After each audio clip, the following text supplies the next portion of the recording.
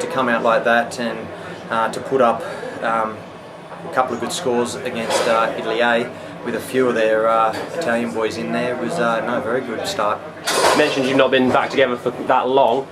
Is it still a sense of you can carry that confidence from reaching the final last year, even though it's a year later? Definitely. We set ourselves the benchmark last year of turning over the French and then also going on against Georgia, I think it was. So we know we've got to improve with everything we do, and with the World Cup coming up, there's guys that are out there that are putting their hand up for selection to be on that plane to New Zealand.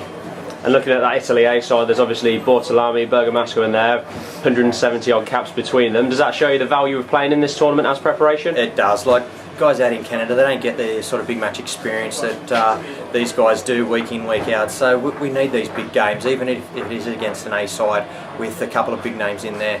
We need these sort of big games to get the guys used to the match intensity.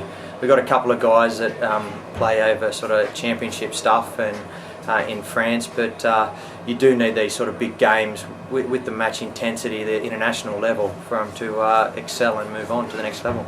Grab yourself a try, kicked a few points as well. Were you pleased with your own personal performance? Yeah, it was a bit hard out there. It was a bit windy, swirly. I haven't been to Franklin's Gardens for a while, and sort of forget how that wind swirls in there, how it comes over the stand and runs around. So that caught me off guard a little bit with my kicking style, but I just been trying to work on this year with Bedford, just supporting the bigger boys, let them do the hard work, make the breaks and try and be there to finish it off. And with Chauncey playing the way he is at the moment, he's bound to make breaks, so you just got to be there off his shoulder and you're going to get some ball.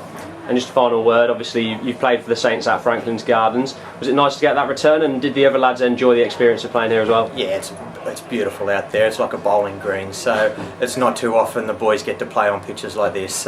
Usually it's sort of a cow paddock out in the middle of nowhere outside Vancouver or Toronto, some place like that. But it's beautiful out there, and the boys just relish the chance to get on a pitch like that that's nice and quick and throw the ball around.